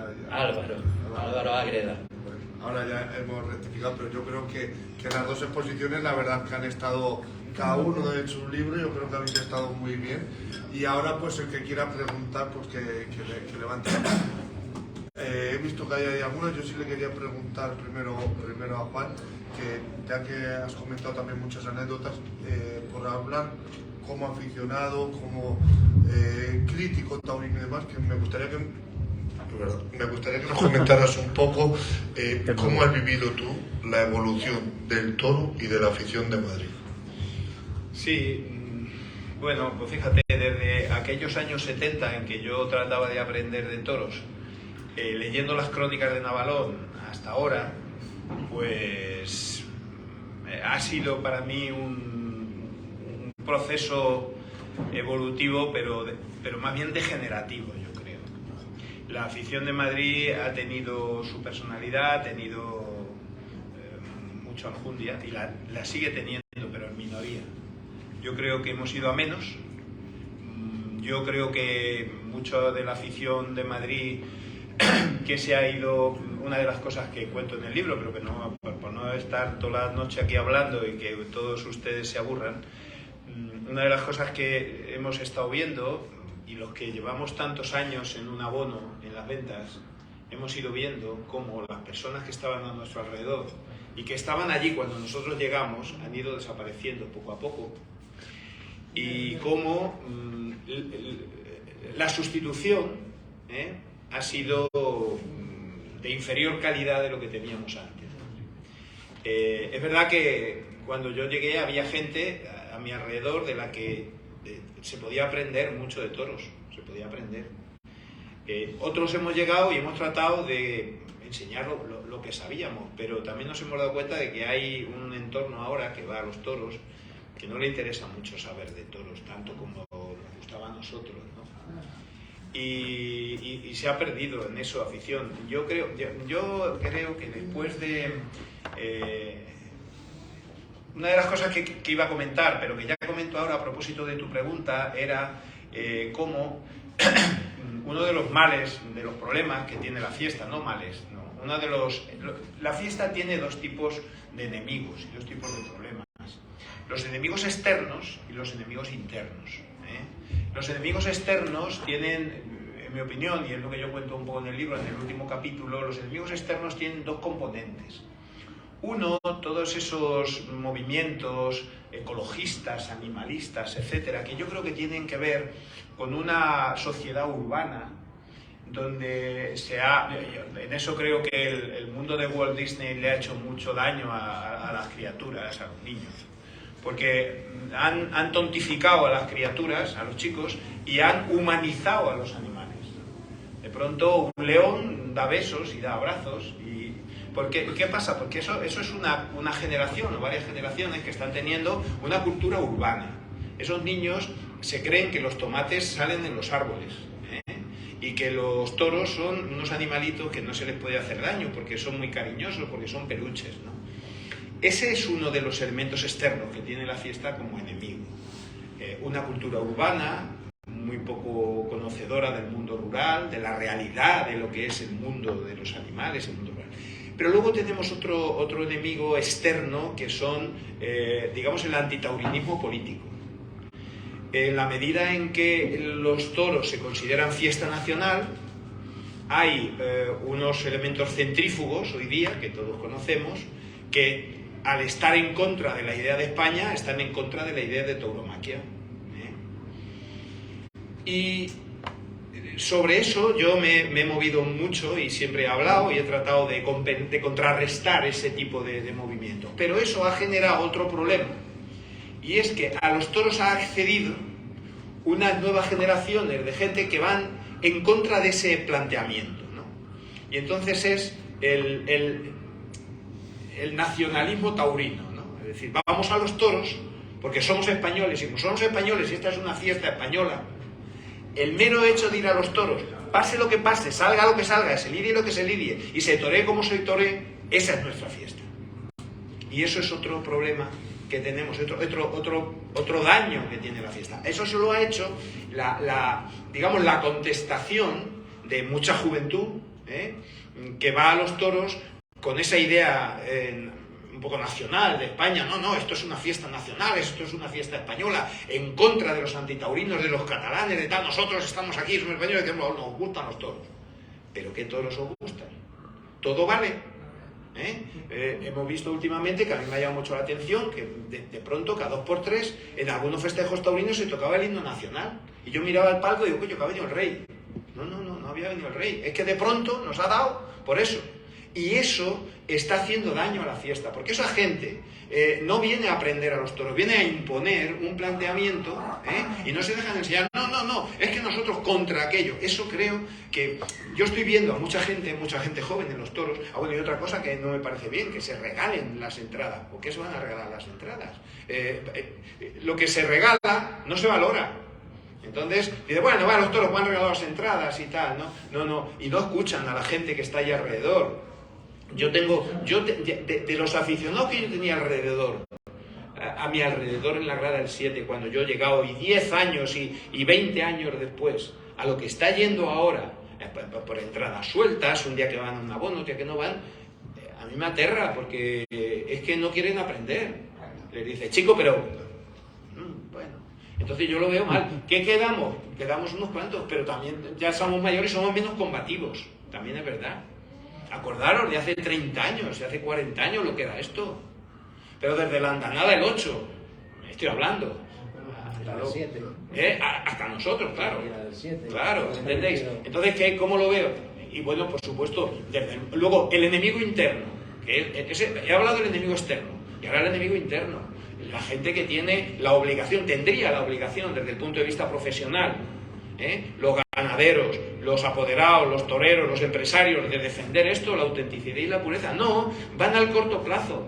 Queremos ganar a corto plazo y luego Dios dirá. Y si lo que sale de aquí es una fiesta adulterada, una fiesta de pachanga, de charanga y pandereta, pues bueno, da igual. Mientras la gente venga a los toros a divertirse, como dicen, claro, entonces yo cada vez me veo más en minoría, más complicado. Y por supuesto, ya no os cuento lo que es cuando otro par de amigos y yo hablamos así en Ciudad Real, en una emisora o en una tertulia, parecemos marcianos, que hemos llegado de Marte. ¿Entiendes? Y miramos alrededor y decimos, oye, macho, ¿te das cuenta qué cara están poniendo estos? No soy optimista, la verdad. Bueno. Pero bueno, yo sé que tú sí, joder, por eso estás ahí. Soy más joven, no, y tienes cara a la cara, y está muy bien, y siempre me tendrás. Y otra cosa, yo estoy en esta asociación, a pesar de que tengo ya años, estoy jubilado, estoy poco tiempo en Madrid, porque creo que hay que apoyar a esta asociación y a la gente que piensa como vosotros.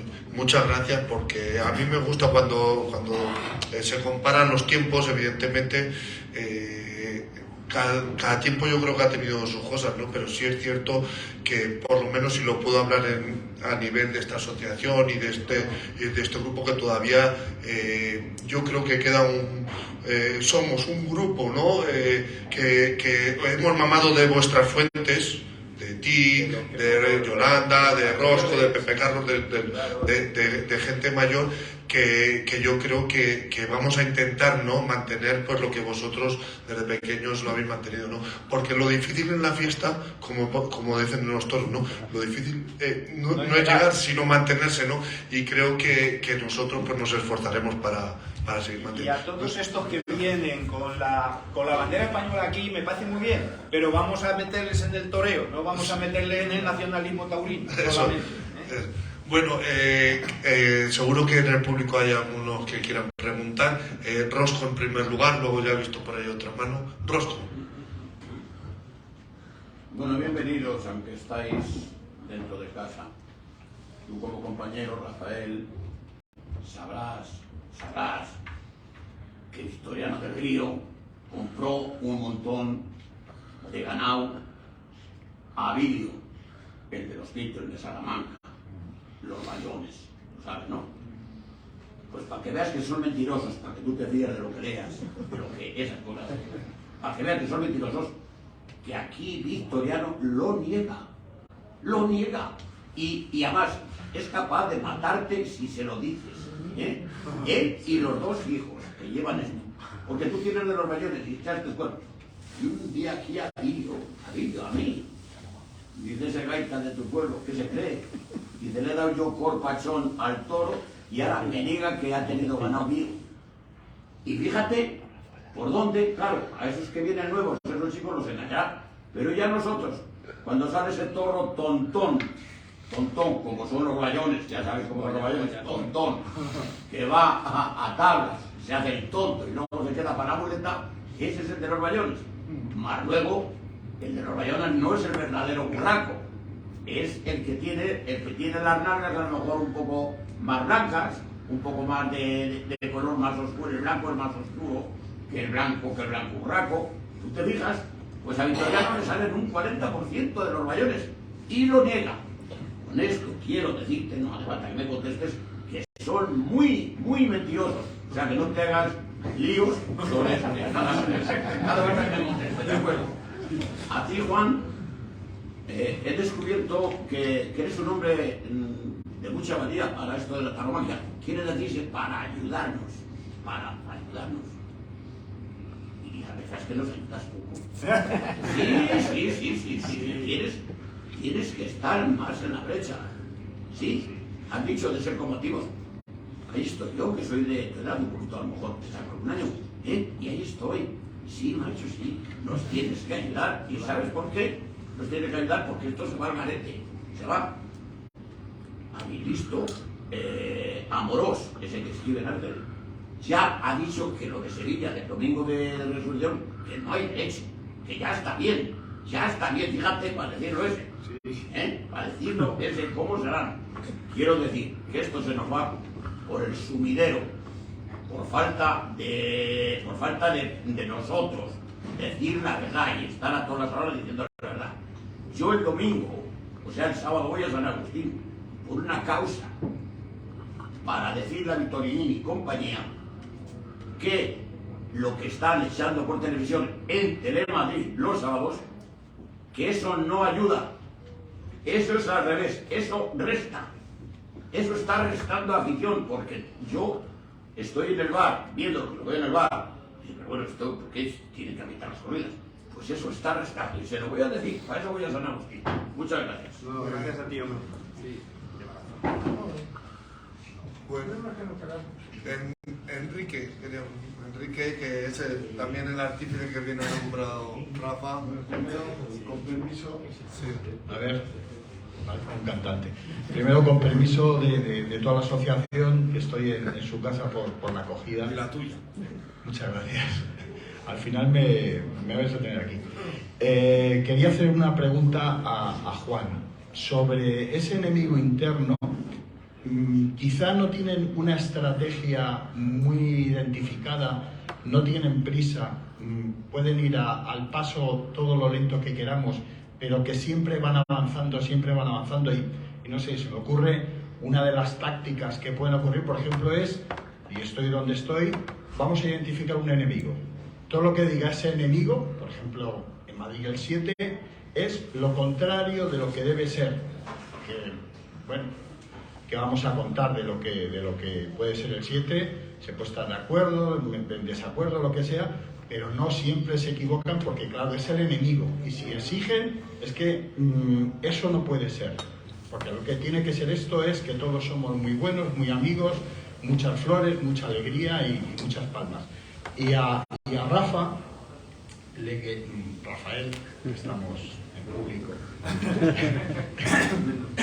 A Rafa le quería preguntar, porque claro, has tenido que estudiar mucho, porque realmente esto es se pueden hacer libros de corta y pega y tal, y se puede hacer libros, a lo mejor opinar, y en este libro yo creo que no hay ninguna opinión tuya, que todos son información documentada. ¿Cuántas veces de todos esos libros que has consultado, de todas esas revistas, de todo esto, has pensado decir, hasta aquí? Muy bien, pues empezamos. Empiezo yo. Bueno, sí, Fausto lleva razón. Yo estoy un poco desanimado, no desentendido, pero sí. Se en el surco, decimos en el pueblo. ¿Cómo?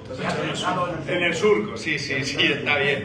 Sí, es verdad, pero también porque he ido viendo las cosas. Mira, yo, como os he dicho, he estado en medios de comunicación, en Ciudad Real fundamentalmente, y bueno, y en Madrid, ojo, que en la COPE, cuando empezó aquel programa que se llamaba El Albero, que lo llevaba a andar Pedro Javier Cáceres, ¿os acordáis?